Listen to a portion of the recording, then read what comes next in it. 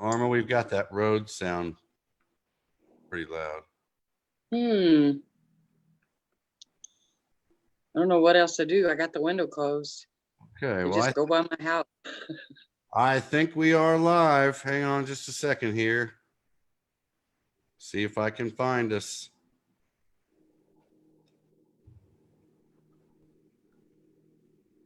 Well, that's us, but that's a different one. Hey, there we are. I got to look at the screen and make sure we're all wearing the right clothes. That's how I know if it's a new video or an old video. All right. Need to share this to a couple places so we can get a few people on here.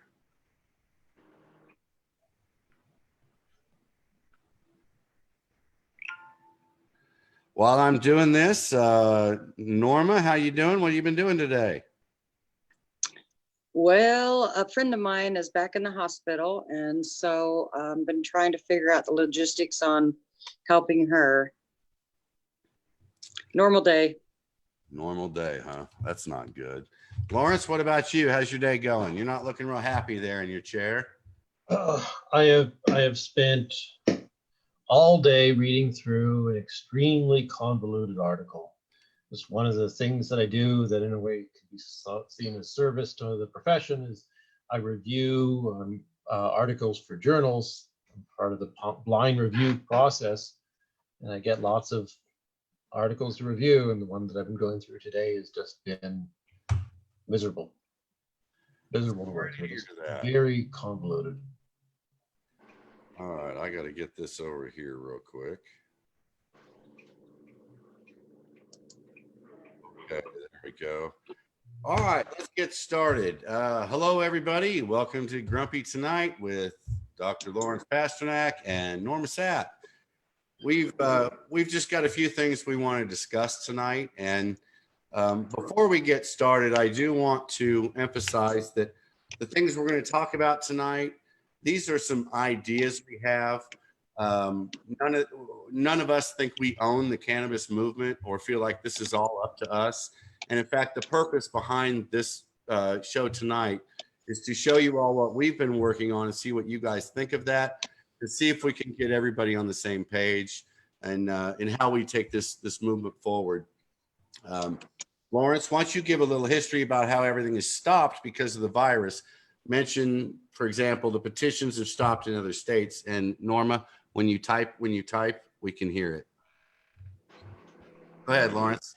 So there was a nationwide campaign to put pressure on federal law. So the organization that you might have heard of called New Approach, which has nothing to do with Tilray, despite what some people have said, other than Tilray donated a tiny, tiny little amount to them by comparison to their other sources, which are wealthy philanthropists. The goal there was basically to try to end federal prohibition. So they've been working at it for years. They have sponsored bills, I think something in the order of about 10 different bills, mostly cannabis reform bills, as well as that, I believe a voters' rights bill also in Florida. But their focus has been on trying to end the war on drugs, end federal prohibition. And thus, in addition to, I think, something like 6 or 7 other states in 2020, they were going to offer funding to help the state of Oklahoma move forward with an adult use bill. Once again, this is a nationwide project to try state by state to state to undo cannabis prohibition. Now, wait, what wasn't this same organization funding petitions in our neighbors in Missouri and Arkansas? Yeah, so Arkansas, Missouri, I don't know if I remember them all, but both Arkansas and Missouri with Oklahoma, we're all going to have adult use bills in November. As well as that, they funded North Dakota, a medical program for South Dakota. I think they had also a rec bill for Florida, and a couple others. I don't remember off the top of my head now, but there were about 6 or 7 different bills that they were going to run this year, sort of focusing mostly on the Midwest. And so that got scuttled by basically the inability to gather signatures because of COVID-19. So 6 or 7 states this year that were going to move forward with cannabis reform through a new approach, all that got wiped out because of COVID. As well as that, there are a number of other states, some quite important politically, like Kentucky, because their legislatures got shut down. They may or may not be able to move forward. But there were some states that had a cannabis bill that went forward and made it through the House before their state shut down, but then didn't make it through their Senate. I think Kentucky was one of them. And so we were looking at something like in the order of close to a dozen different states, either through citizen initiative or through legislative process, either coming to a medical program for the first time. Alabama, in fact, was one of them, the home of Jeff Sessions, or through a citizen initiative. And some, like I said, some of them were medical, some of them were rec. And basically across the board, give or take about a dozen opportunities for reform all got ruined.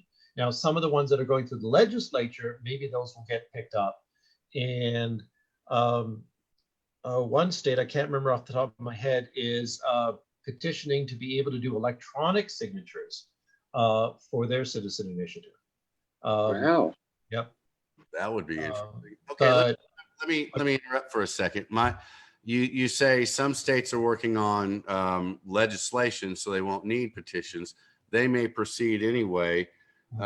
We have heard, we mentioned to Representative Fettgetter a few weeks ago that this would be an opportunity to do that. And he started that conversation, not with not very much success so far. But that goes to what we're talking about here. That brings us back to they're trying to change federal. This was all about getting the federal government, changing enough states that the federal government has no choice.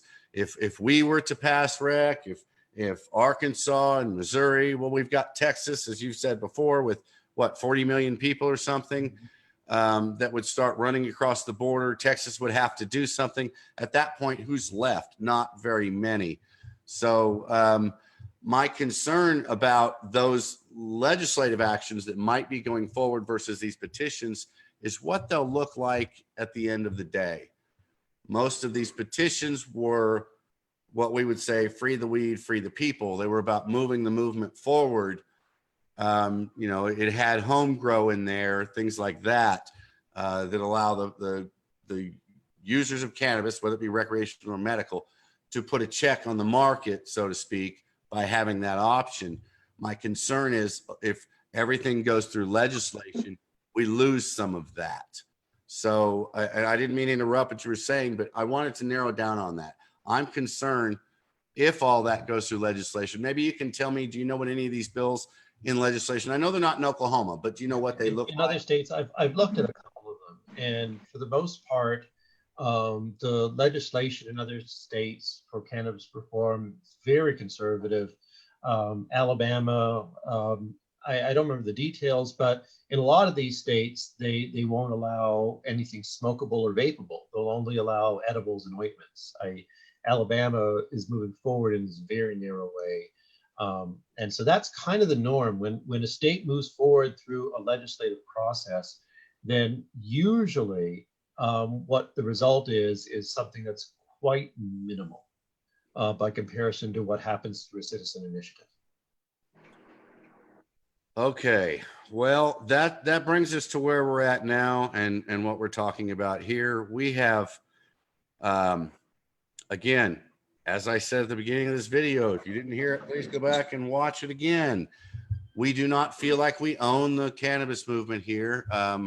When we talked about moving forward with the next steps for the movement before, we got a lot of resistance for a lot of different reasons, but I do concern myself with reacting that way tonight. So I need everybody to understand these are suggestions. These are what we have come up with that we'd like you to look at and see what you think. So before anybody hangs us, realize we're asking for your input. We're not telling you what has to happen. So let's get to that. And Norma, let me ask you a few questions here about what does have to happen.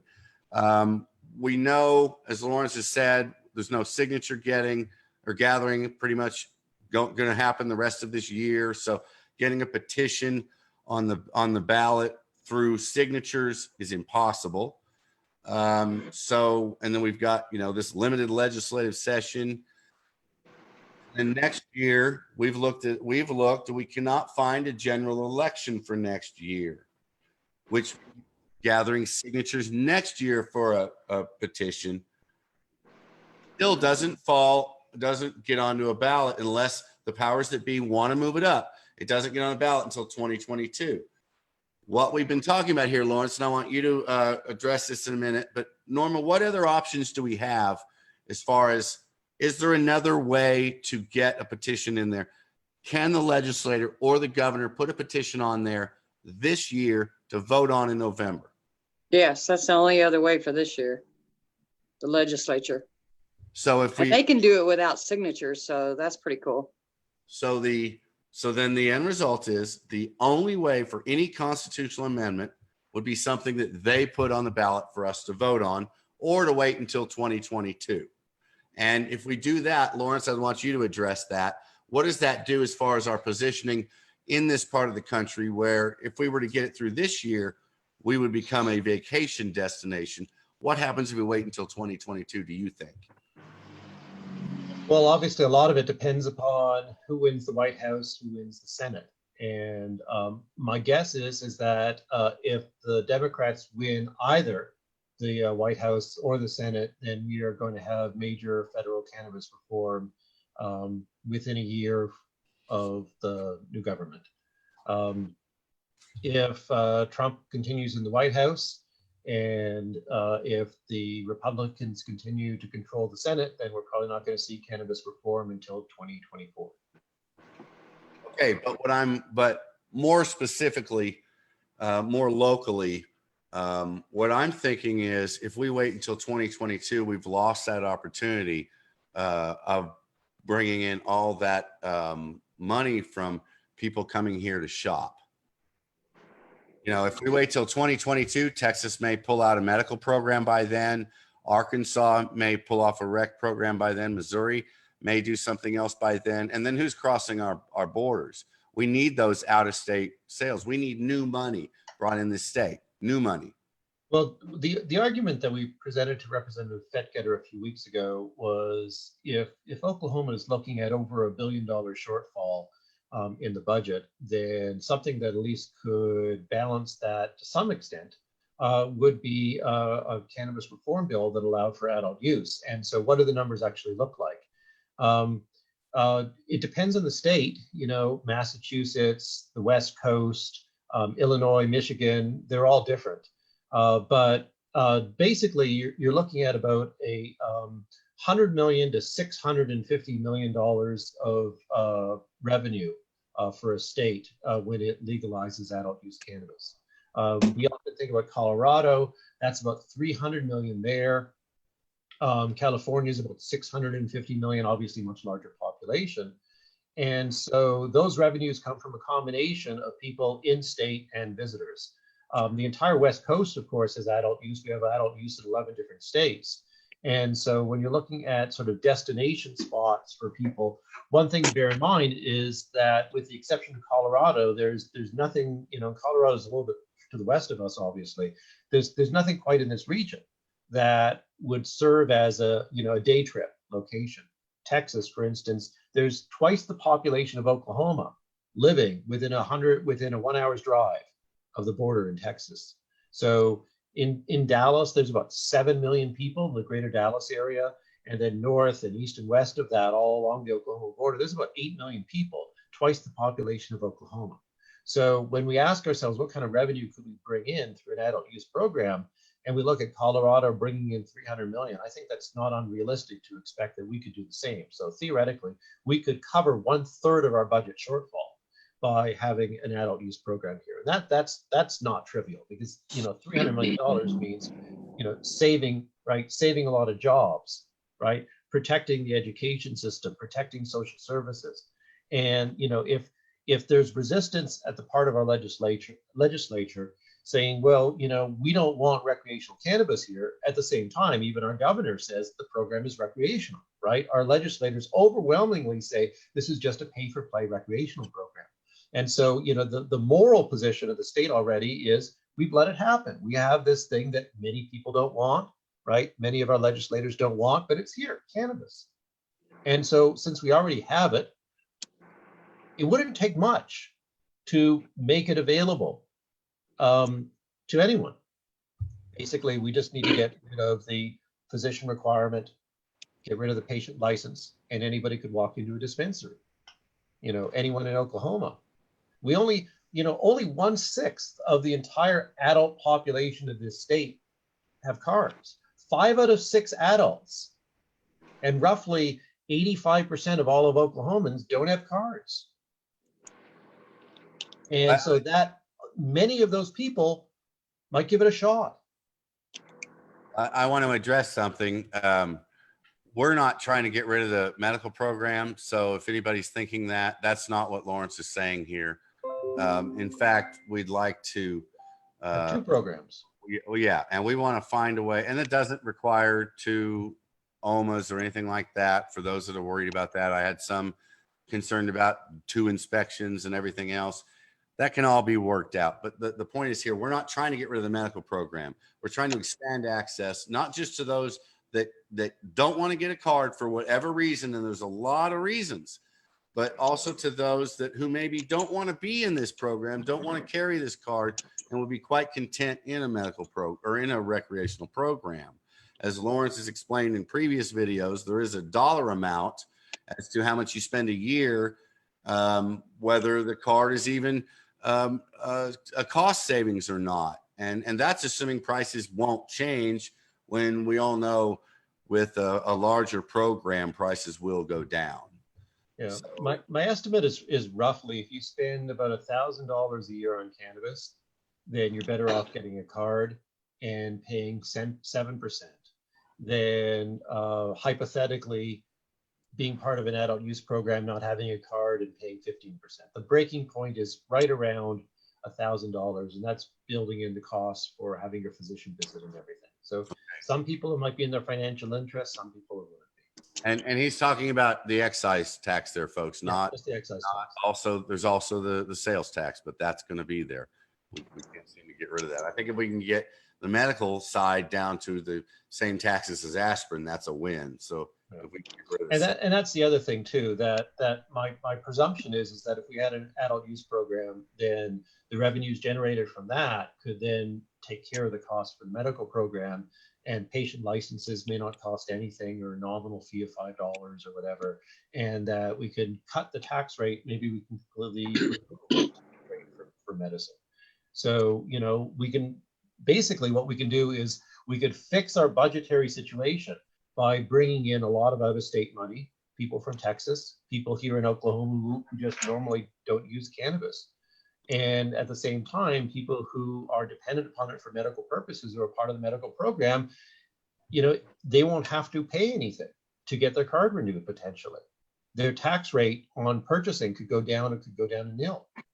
And in a matter of just a few more months, in a matter of roughly three and a half more months, people will be starting to renew their cards. The first set of cards that came out in August, if I recall, of 2018 will have to be renewed this year. And people will have to be going to doctors and getting new recommendations signed and paying the $100 fee to the OMA. Well, if we had an adult use program, those things could become free.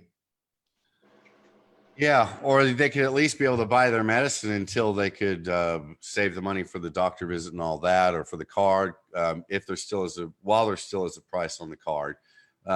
My concern is, as you just said, a lot of us are about to have to renew our cards. So right after coming out of this quarantine, right after everybody going broke, right before everybody starts to get evicted, then we've also got to figure out a way to get our card renewed, or we have to go back to worrying about being pulled over and going to jail. That's a big concern, a really big concern. And this is for medicine, right? I mean, it's supposed to be for medicine. So these things shouldn't be like this. Lawrence, you said before we had gone live, you had said none of this conversation would even be necessary if the legislator and the powers that be could have accepted the program as intended. Do you want to emphasize that? My feeling has always been that I joined the 788 movement. I was made one of the organizers for the Yes on 788 movement. And I was committed to it. And so I remain committed to what 788 reflects. But my feeling has been that we don't have what we wanted, right? We don't have what we wanted because the employee protections have been gutted, because our lawmakers do not recognize this as a medical program. Our doctors do not recognize it as a medical program. Our employers do not recognize it as a medical program. We're not going to be doing anything to fix DUI situation, and so on and so forth. We haven't realized the vision of 788 because we don't have the protections that 788 contain. The decision that was made, the 788 is not medical opposition, right? The movement that tried to stop 788 from getting passed, they're the ones who hold the reins of government. And basically, they're the ones who basically said, look, we can't stop the people from voting on this. They realize they're going to lose the election. 788 passes, but what they're going to do is fulfill their claim. 788 is not medical. So the opposition to 788, as soon as 788 passed, right, we saw the explosions in the Department of Health. As soon as 788 passed, the movement was to turn what passed into what they claim it was, that is not medical. And hence employee protections were gutted. They made sure that no doctors, right? Almost all the doctors in the state, anyone affiliated with a hospital or a larger program, if they prescribe scheduled medications and so forth, won't let their patients use it, and so on. And basically we're in a situation where people are using it medically, but the program as implemented and as basically perceived by the institutions and powers of this state, they don't see it as medical. So if that weren't the case, if 788 was fully accepted by our legislature, by our employers, by our doctors, we'd be in great shape. Well, that's just not it. To the tune of, I keep on saying this because I just think of it as so crucial, tens of thousands of people in pain management cannot use cannabis. At least 50,000 people in pain management. Their doctors won't let them. They'll terminate them. And why is this important? Well, part of the reason why it's important is because people voted for 788 to help end the opioid crisis. But more so, right? Cannabis relieves pain without causing a potential fatal overdose and killing you. Opioids can kill you. Cannabis won't. But more so than that, opioids cause long-term brain damage. They cause an inflammatory cycle that results in amyloid protein deposits, which results in Alzheimer's. Long-term opioid use results in Alzheimer's. What does cannabis do? Cannabis stops the inflammatory cycle. So if the pain management doctors were to let their patients use cannabis, reducing the amount of opioids they use, using them in conjunction with opioids, they'd be protecting their patients from Alzheimer's. This is how serious this is. And that's why I keep on saying we got to find some way to move forward, because we don't have all the access that we need. There are a lot of people who cannot get into this program, and there's a lot of people who don't want a card, and there are a lot of potential patrons who might be interested in trying it. A senior citizen might discover that a THC ointment is great for the arthritis in their elbow, but they're not going to get a card just to discover that. And again, I want to emphasize, again, we are not trying to get rid of the medical program. We have some ideas on a way to move forward. We would like all of you to consider those ideas, to think about them, to tell us what you think. If somebody has a better idea, I'd sure love to hear it. Back to those ideas. Norma, you said the only way we can make this happen is if the legislator was to put something on the ballot. Now, we know from speaking to Representative Fettgetter, doesn't like constitutional amendments, doesn't like them. And I've talked to many representatives up there. They all say the same thing. They don't like constitutional amendments because we tie their hands. We decide how the money is going to be spent, and they have no say in it. And they don't like that. We elect them to go make decisions, but then we make all the decisions before they get there and then scream at them the way things work out. This is what they've told me. Okay. So they don't like constitutional amendments for that reason. It seems to me like it's a purse string issue. And I understand that. But as I said a few minutes ago, my concern is if everything goes through legislation, what's it look like coming out the other side? Does it become just a money program that just prints money for the state, or does it move the movement forward as intended? Free the weed, free the people, so to speak. Does it do anything to expand access in a way that gets beyond your ability to have cash in your pocket? Okay, so again, and some people have already posted that in here. All they want to do is be able to grow at home. That's what they've said. Me too. We can do that now. And people say, I've heard this, if we bring in rec, well, they'll get rid of the home grow. Well, here's the thing, folks. Nothing in 788 is protected. Nothing. We have the word of some lawmakers and some pressure we can put on them. If they try and change it too much, we can try and pull back, but nothing is protected. It's not a constitutional amendment. No parts of it are. They could get rid of the home grow tomorrow. So while we can grow now, we have no protections. I would like to see some protections on some basics. And Norma, you've got terrible feedback, but while having protections only on what's necessary and giving the lawmakers the control they desire so that maybe they can get on board with this. And to let everybody know, in thinking along this way, Norma, am I right in thinking this could work? They could, if they would get on board with these ideas we're about to tell everybody, if the lawmakers were to get on board with it, they could put it on in November, right? Yeah, Without any signatures. right. And you're talking about a constitutional amendment. Exactly. And so they would be happy. They would have to be happy with all of the language in it before they agreed to do that. Right. Because they could do it either way. It doesn't have to be a constitutional amendment. They could do just a regular citizen petition. They could, or they could just run legislation and take care of all this. True. Well, I'd like to see some protection. So we've come up with this. The three of us have worked on this and come up with these ideas, mostly Lawrence, and we've come up with these ideas on what we think are the basics that need to be covered. What we could sleep well at night if these things were in the Constitution. We could just, give up on losing sleep over this because we know people could then get access. So can you put that document up for everybody to see? Lawrence is about to do that. So let's go over it. Set up to do, but I'll set that up as we're talking.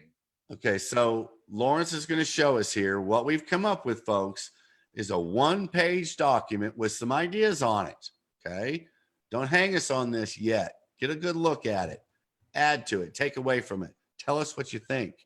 Talk to your lawmaker. Call them all now. I just found out today in a meeting I was at in Tulsa where there was a senator. I found out that the public will be allowed back in the Capitol on Monday. I'll be there. And I'll be there with copies of this or whatever this looks like on Sunday to try and push this idea a little harder, because that may be the only way we get to expand access in the next 2 years. And it also helps the state financially. So this is a multi-pronged approach here that helps a lot of people from a lot of different angles. All right. Lawrence, have you got it ready yet? Or sorry, I guess I forgot to tell you to have that ready. My fault. Yeah, it's nearly ready. I'm just spacing it out so people could see it more readily. All right. When you get this up, Lawrence, I'd like you to just read these one at a time or two at a time if they go together. And then let's pause for a second and see if we have any comments as about why it's in there or what we think of it. So do you know if we'll have to have a mask on to get into the Capitol? Probably. I know I'll have one on. I was out here in the country when everybody was buying them all up. I have no idea where to get a mask. Norma, if you want. From Lawrence. At my place. I got a few extras here. He's the PPE guy. All right. This is not perfectly formatted, but it's okay. So let me sort of give this sort of as a backdrop. My understanding is that 788 was supposed to be constitutional, right? And if it was constitutional, then we probably would have ended up being better off. But the decision was because of the signature count and how hard it was to get those signatures way back in, what was that, 2014? When was the signature gathering in 2014? I think 15, right? Because we 2015? voted on it in 16. We were supposed to vote it on 16, but then it became. Oh, wait a minute. Yeah, you're right. I'm 2 years off. So, We did 3 of them. so then my thought was, okay, well, is there a way to do a constitutional amendment that would be a win-win in a sense, that would give the people what they wanted while also not tying the hands of the legislature? That whatever we had in the Constitution was not the kind of thing that the legislature would feel would be intrusive, but at the same time would give us the kind of security that we needed. So I said, is there a way to do a constitutional amendment that basically satisfies the legislature's need for governance, while at the same time provides the people with the protections they want? And is there a way of doing it on one page, right? Can we do a one-page constitutional amendment? And I know that, other people wanted to have just a single brief statement, right, as a citizen petition. And honestly, I kind of like that approach. I like that approach. So I said, let's try to keep it as concise as possible. And this may not be as concise as humanly possible, but it's still theoretically one page, depending on the font. I have here a little bit larger font so people could see it. So let me basically then share it with people and say, this is the idea here is that if we are going to move forward ultimately with the citizen initiative, rather than it being reactionary, rather than being done, with just a couple people here and a couple people there, to have an ongoing working document, like just the way 788 was written. So, this might just be thought of as the starting point.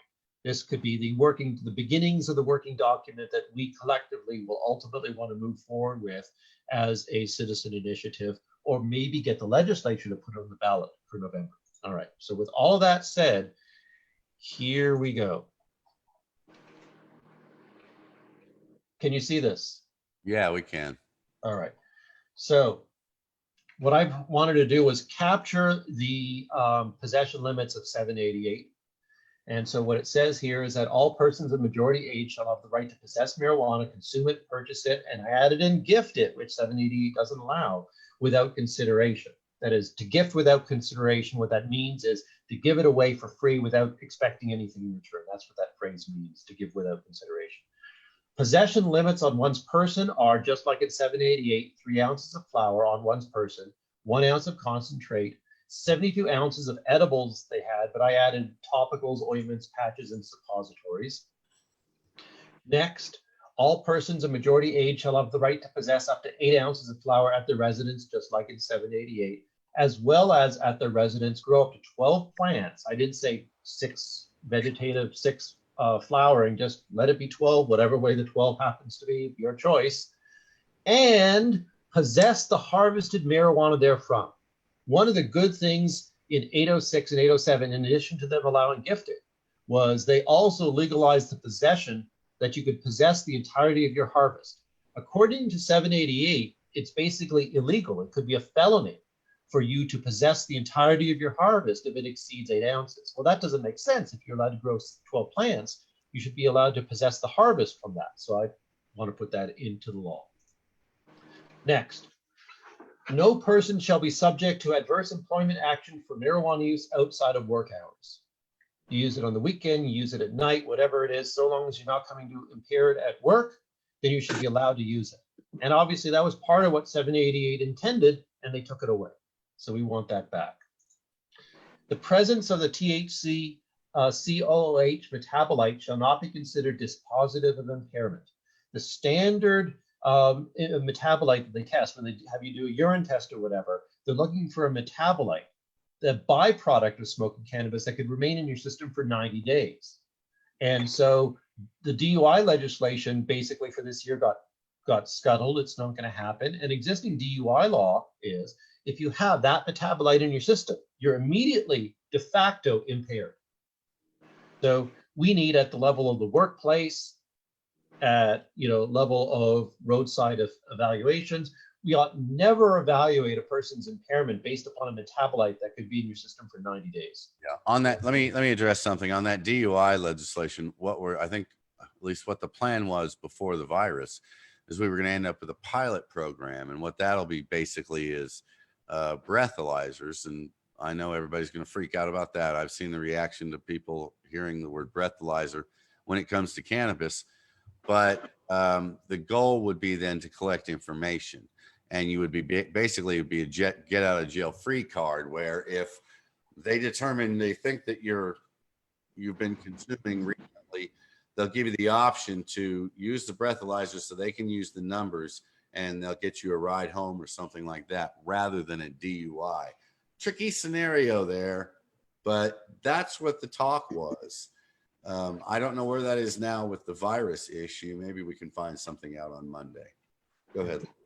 All right. So again, according to what we're supposed to have in a program, we're supposed to have in our program for 788 that cannabis is supposed to be treated like any other medicine, right? By our doctors as well. It's not supposed to be construed as an illicit substance, but that's still exactly how our doctors are construing it.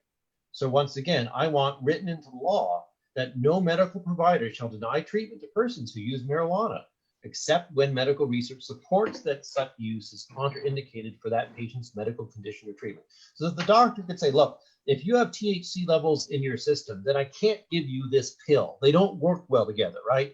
They're contraindicated.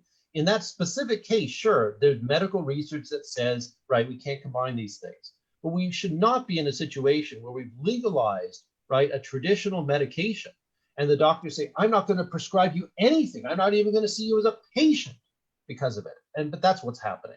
And that's so fundamentally wrong. It infuriates me. Next.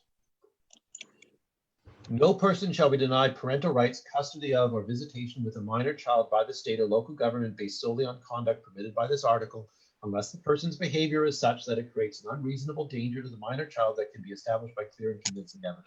So basically, unless they can positively show that your impairment is causing the child's harm, mere use itself, that should never be a basis for any decisions with regards to parental right and custody and so on. Next. A person currently under parole. Right now, most parolees aren't able to use cannabis. A person currently under parole, probation, or any other state supervision, or released awaiting trial or other hearing may not be punished or otherwise penalized based solely upon conduct permitted by this article. Next, a person shall not be denied eligibility in public assistance programs based solely on conduct that is permitted by this article unless required by federal law. And just as a little bit of background, the original reason why we created the OCLA was because nobody was doing anything about the fact that the public housing authorities around the state were denying people their benefits because they got a patient card. And they were claiming federal law requires them to deny those benefits. So I researched it, and that's not true. That's not true. HUD, Housing and Urban Development, federal organization, says that at the state level, it's up to them. For anybody who currently is receiving benefits, if the state has legalized a medical marijuana program, it is up to that state authority to make a decision as to whether or not they can continue to receive those benefits. And in law, in our state level law in 2612, they're supposed to continue to receive those benefits. But guess what? It's not happening, right? It's being ignored. So that one way or another, as a matter of law and as a matter of just activism, this is the kind of thing that we should be working to resolve. Next. No person shall be denied by the state or local government the right to own, purchase, or possess a firearm, ammunition, or firearm accessory based solely upon conduct that is permitted by this article. And of course, we got that in 2612, but let's have it as established here. Next.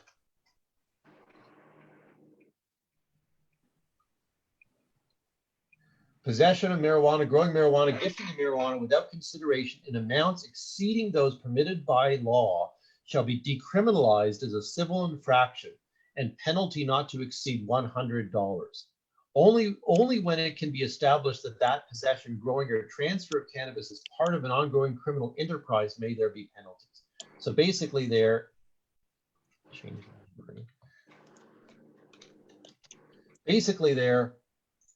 what we're saying is you have this legal protection up to the amounts given above. If you have more than that on your person, it's not automatically going to become criminal.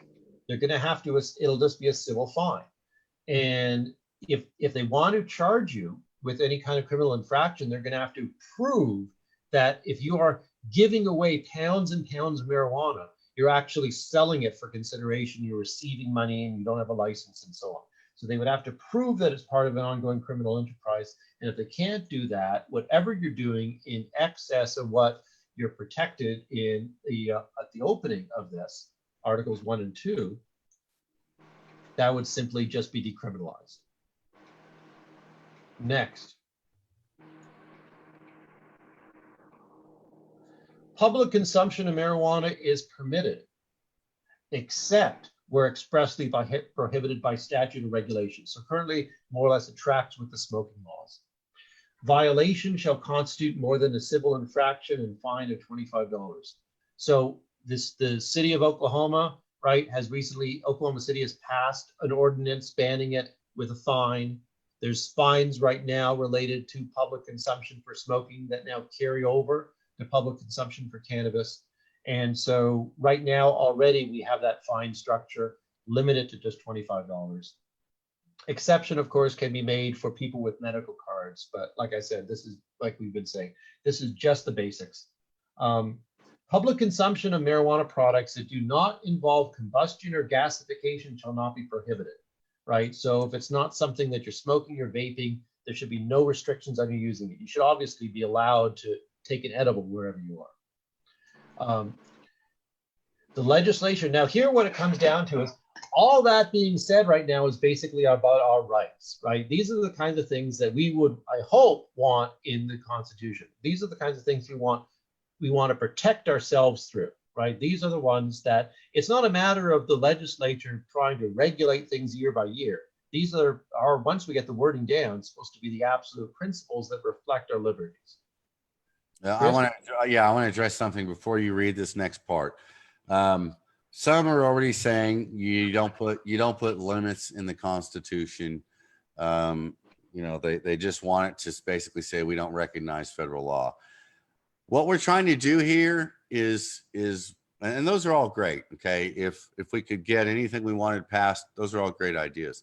But what we're trying to do here is find a way to move the movement forward. And that won't happen if we can't come up with something that unifies the movement and the legislators at this point. Because as Norma's explained, the only way we get this on the ballot as a constitutional amendment would be if the legislators chose to give it to us. That's asking a lot. I don't know that they'll do it, but putting limits on there is the way to do that. If we don't put limits, they could come back and set the regulation that you could have 1/10 of this and there'd be nothing we could do about it. So we have to put some limits in there, not just to protect ourselves so they don't regulate it smaller than that, but we have to show them exactly what we're asking for, not give them room to say, well, you may be asking for this much more. So we can't shoot too far, but go ahead, Lawrence. On that issue of not putting limits in the Constitution, I completely agree. That's my feeling as well. I'm not thrilled by that language. My initial thought was simply just say our rights are to amounts that are consistent with personal use. But then the problem is that the legislature could then say, you know what, we decide personal use means 1 gram. Right. So if we don't put explicit limits in there, the legislature could come along and shrink that amount down to very, very small amounts.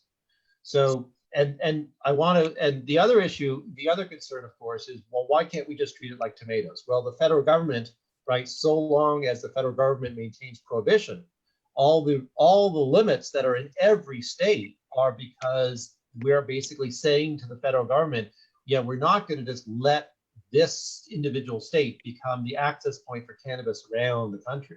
We're going to limit what people could access so as to limit diversion. And so that no longer matters once federal law changes. And that's something that I tried to build into here. So in principle, I agree. We don't want to have limits in the Constitution. But I don't know what, it just feels like if we didn't have limits, then we could end up seeing problems that we don't want to see. Yeah, then the protection is eliminated and it didn't do any good. Yeah. So now the next thing is, if we're going to basically articulate the fundamental rights that we feel we should have and preserve and enshrine in the Constitution, but the legislature wants to have control, Well, what control do they want to have, right? They want to have control over the regulatory process. They want to have control over the budgeting, over taxes, how to manage the revenues, and so on. So we give them that. Article number 12, the legislature shall establish a regulatory agency whose powers will include the licensing of businesses to grow, transport, deliver, sell, process, test, and conduct research on marijuana. Those powers include, but aren't limited to, all those things. So basically, the legislature is going to set out a regulatory structure, at least provide authority to the regulatory agency, who will then set out the rules. 13. The legislature shall establish license fees and an excise tax for the retail sale of marijuana. So that's what they want. They want to be able to set the dollar amounts of things. Let them set the dollar amounts of things. No fees shall be unduly burdensome. Proceeds shall be used first to pay for the cost to operate the regulatory agency, second to pay for the medical marijuana program. So whatever revenues are generated from adult use covers the costs of the medical marijuana program. The legislature shall use the proceeds to reduce the excise tax rate for medical marijuana sales and the cost of patient licenses. So whatever money is generated from the rec program reduces the costs to the medical patients. Remaining proceeds shall be allocated as determined by the legislature. So rather than putting it into education or putting it into treatment programs or putting it into a granting agency or whatever it is, if one of the main concerns the legislature has is that a constitutional amendment will tie their hands financially, let's untie them. Let's let them make the decisions as to where the money goes. Now, lastly, is basically effectively like the sunset clause. This is a constitutional amendment that exists so long as federal law prohibits cannabis. What happens when federal law no longer prohibits cannabis? That was my big annoyance with 806 and 807, that I would have wanted to see a sunset clause in there. All that stuff only holds so long as federal law, right, maintains cannabis to be illegal. Things change after that. So here's our sunset clause. Should the federal government legalize cannabis for personal use, all provisions of this article, as well as state statutes and regulations more restrictive than what federal law allows, shall be adjusted to be at least as permissive. May not be the best wording, but the idea here is that if the federal government says you can treat your cannabis like tomatoes, then immediately as soon as the federal government says it, we can treat our cannabis like tomatoes. Okay, so these last few here, this is what we're hoping is the difference between them just throwing their arms up and saying no way, and then saying possibly they could work with this. I think what it would take for something like that to happen would be for them to see some unity in this community. I know in the past when things like recreational discussions have started, we've caught some flack, and their response has been, well, you can't even get your own community on board. Why should we be on board? So again, we're not telling you guys what has to happen. We're doing our best to come up with some ideas on how to move this movement forward. We think this is a good start for something to negotiate with, if they're willing to even talk about this. And under the current revenue issues, I think they are willing to talk about it. So we need to start these conversations with our lawmakers and with each other, as well as, again, any input you guys have about this, something we've missed, something we shouldn't have done. Let's talk about that. Let's argue through it. And just keep in mind, though, when we argue through it, at the end, we have to agree to go one way or the other. We have to have a settlement. We can't just run head into each other and not accomplish anything, because that doesn't move the movement forward. Our goal has always been to expand access. That has gotten what people think of us in public and our reputation has gotten spun totally out of control, when all in fact we've ever tried to do is expand access. And by expanding that access, those businesses that are worried, we help those businesses. We are not trying to bring in out of state. We are not suggesting we open the market up to out of state. Again, the legislators could write these regulations. They could put the same rules with the same loopholes we have now, or they could close those loopholes. It would be up to them. We're not trying to bring in out of state. So for the businesses watching, please understand, we're trying to bring you customers. We're not trying to put you out of business. We're trying to help you. Go ahead, Lawrence. Obviously out of state is here. Chiba Chews, Wana Edibles. I saw, a billboard. Colorado's largest dispensary chain is now here in Oklahoma, right? So I don't know what teeth, right, the existing language has that tries to restrict out-of-state businesses, but they're in our dispensaries. They're owning our dispensaries, and I understand if you are the owner of a mom and pop shop, that's a legitimate concern for you, and I respect that. But my thought is this, that expanding access and providing protections for local business are not incompatible.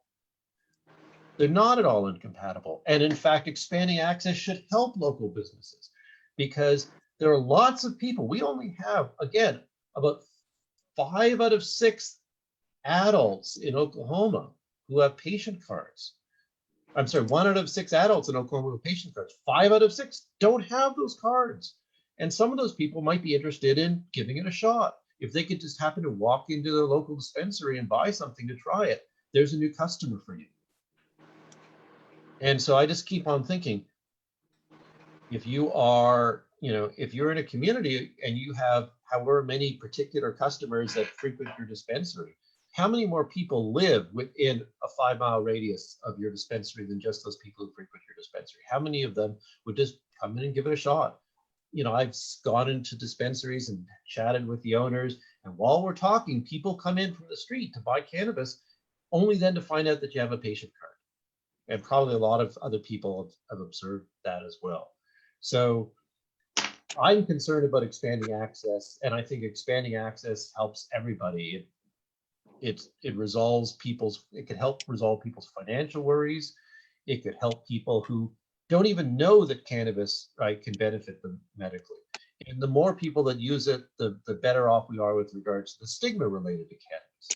And the more open we are here in Oklahoma, the more we could help move forward the states around us, which helps move forward the nation. Somebody's asked the question in here, what about the residency requirement? I want to touch on that a little bit. Last summer, I came up with this idea and we pushed it, and it's getting in 3228. And that was to, again, expand access. Now, while everybody was hanging us for these rec bills that were going around that we didn't write, we were at the Capitol working out how to get through eliminating the residency requirement from the patient card, not from the businesses. Okay, we're not trying to bring in out-of-state business.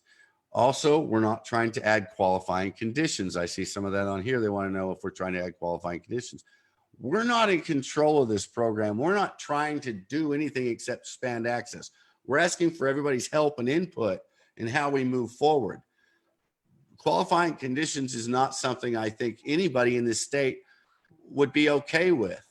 And we don't have to do it that way. There are other ways to, if needed, adjust the medical program so those pain patients that Dr. Pasternack is talking about, so they can get access. There's ways to adjust it for their doctors without adjusting it on your doctors. So maybe some doctors, as Lawrence has suggested, have a box they can check that says they only want you to use this, that, or the other thing for those that are saying no right now. So if they then have a box and they click a box and they say yes now, that's expanding access. So that's been our goal. And not every doctor would have to do that if something like that was to come about. And again, one reason for bringing in rec is so not everybody wants to be in this program. I know a lot of people who have cards that aren't happy about it. I know a lot of people who don't have cards who won't get them, who call me on a regular basis and when they can stop worrying about going to jail. So again, our goal has always been to expand access, and the removal of the residency requirement should show you that. That's what we were working on. And let me add this, that just my own ideology is that cannabis use is a natural right. What I mean by that is basically what people often think of as a God-given right. It follows from what we are as human beings, that we should have a right to use nature's bounty to benefit ourselves. And how dare the government come in and tell us we can't do that? And furthermore, how dare the government come in and say, we're only going to let you do that if you get a license? We should have a natural right. It should follow from our nature as human beings to be able to use the bounty of what's out there to resolve our medical needs. We shouldn't have to get the permission from the government to exercise a right. And that card should be a tax deduction card for people that need it, for people that still want to get the card, which will be a large number of people. I will still get a card. I work with my doctor and we talk about my use. So for me, I'm working with my doctor. Having the card is important. I'm hoping someday that will be tax deduct or a tax-free card. And that's how it should be, or at least we shouldn't pay any more taxes than we do on. Yeah. And that's part of the idea here, that if we had an adult use program, that pays for the costs of the OMMA, then our patient card basically means that we don't pay any taxes. And as you've put in here, we could also do it. We'd like to do it where after it offsets the taxes, then it pays for the cards, so that when your doctor says you need a card, just like when you need a handicap sticker, he fills out a paper and you should be able to get it. Okay. The card itself shouldn't cost you. My handicap sticker didn't cost me. Now my doctor charged me $25 to fill out the paper, but it didn't cost me anything from the state to get a card. They realize I'm disabled. Why charge someone extra for being disabled? Should be the same way with the card. We shouldn't have to pay for the card. Norma, you've been awful quiet. I'd like to hear, you've been here 30 years doing this. You've gone through this rough patch with us the last few months. Your goal has always been to expand access. What do you think of this that we've put together here? Well, I love the idea that we're discussing this online and let people do their input, and hopefully that'll turn into people actually contacting their legislators and saying, hey, maybe we should try this. You know, if they decide maybe there's enough support in the community for them to push it through, but they don't want to do this, maybe they can we can put this out there so they see it as a benchmark for what we would like. Yeah. Maybe try and give us as much of that as they can if they do it through legislation. That way we can support the legislation instead of fighting it all the way, because again, my biggest concern is the state turns us into a printing press for money, and that's it. If it just goes through legislation, I'm afraid we won't get the access we need. And Chris, I would be pretty proud to spend my money and pay into the general fund. I really would, if it helps as much as I think it will. Lawrence, you were about to say? One of your concerns was that if we do get the legislature to move forward with an adult use program, they're not going to include home grow.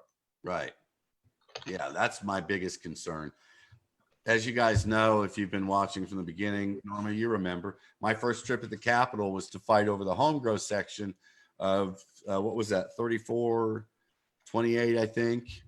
That 3468. 68, yes, John Paul Jordan's bill. Yeah, that was my first trip to the Capitol when Norma showed me the all the hidden passages. She knows her way around, I assure you. She's got keys to the hidden staircase and everything. All right. What do you guys think now? What do you want to talk about? You want to go over more of this, or what do you want to do?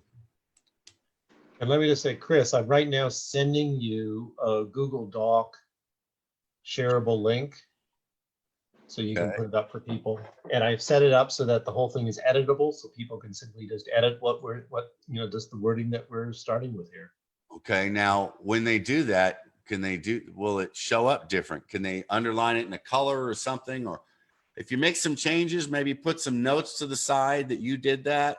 So if we want to discuss it, we can know who to contact. Yeah, frankly, I don't know how Google Doc share works. So, so we don't. I just got the ball rolling and other people could figure it out. Okay. All right. Well, that's good enough, I guess. All right. Well, I think that's about it then, folks. We need your help. We're not trying to take over. We're not saying this is what has to happen. We're trying to figure out a way to get more access to more people.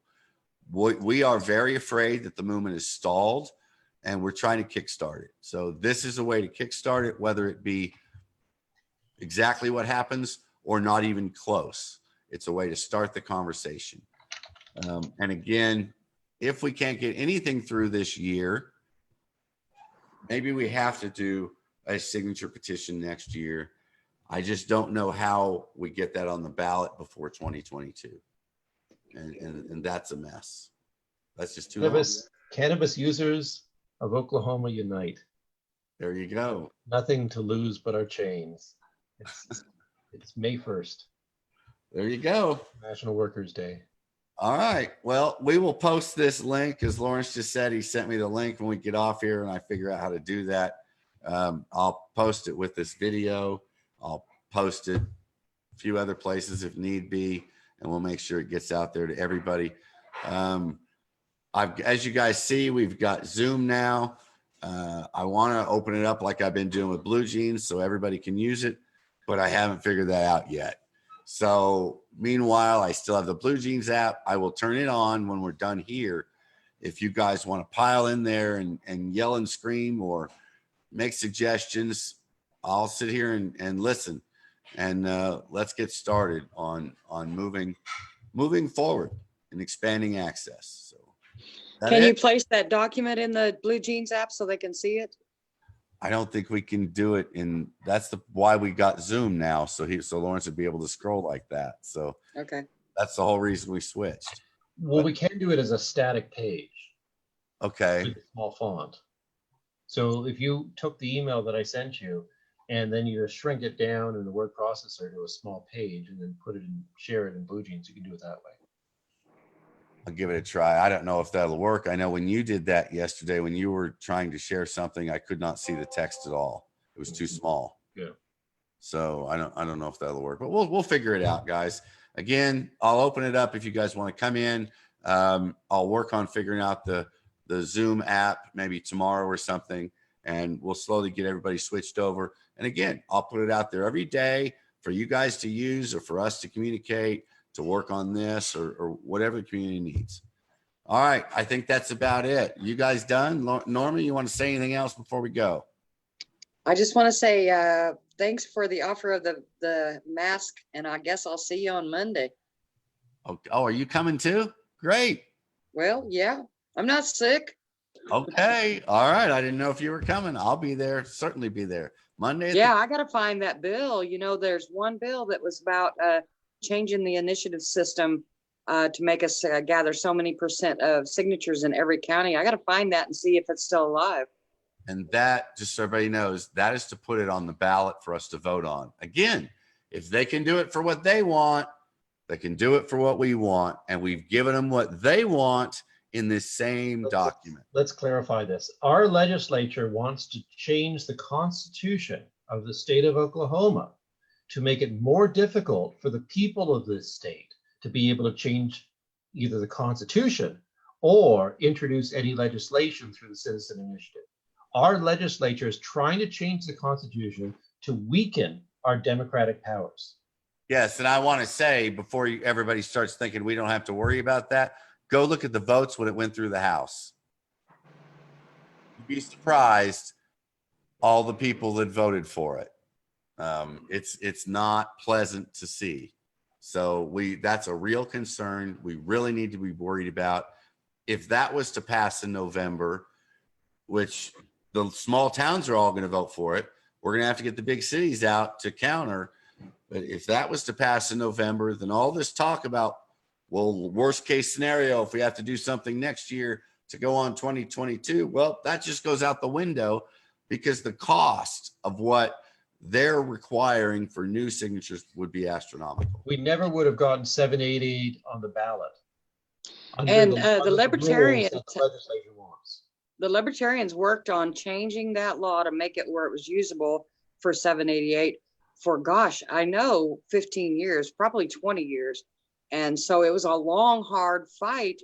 And this legislature, of course, doesn't remember that fight. It used to be a whole lot worse to be able to try to do an initiative. Only billionaires could afford it. So when you were involved, when did it become this way, the way we see it now, the way 788 came through? Not that long ago. I want to say that they finally got it to where we needed it in like 12 or 13. So less than 10 years of the people having a say, and the government wants to take that away from us again. Yep. I understand why they're doing it. The small towns, and we have to acknowledge their concerns. The small towns are upset that the big cities pass all the laws and they just have to live with it. Well, it's a state. It's not a bunch of states. So too bad. I mean, I hate to say it like that, but we're not a federation of counties. no, we're not. We're not. So that's just the way it is. Too bad. And changing the petition like this would make us a federation of counties. Yeah, and you realize that legislators from small counties tried to pass laws that would have made cannabis flatly outright illegal in those counties. They wanted to basically say it's up to a county to not just opt out of sales, but make cannabis possession itself illegal. Yeah, they wanted to go completely back to before 788. So if you happen to accidentally step in their county and be holding, you were going to prison. And that's the small counties. That's where the $10,000 license fee was going to come from, and everything else, the 1,000-foot from daycare, and all that stuff came from representatives and senators or legislators in small counties other than Oklahoma City and Tulsa and Lawton. So this is important. You're right, Norma. This is very important that we figure out where that's at, and if it does make it to the ballot, that we find a way to campaign against that. All right. Well, I think that's going to be about it for now.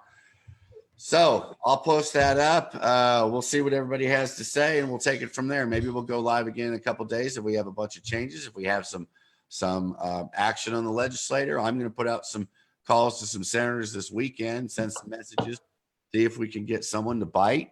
If we can get some interest in this by Monday, maybe this can happen. I know budget talks start on Monday. This paper needs to be on the table when they're having budget talks, so they understand we're okay with them taking money from recreational cannabis, but we want some protections so they don't take away what we have. So, all right, that's it, folks. Until next time, stay grumpy. I'll see you on the road.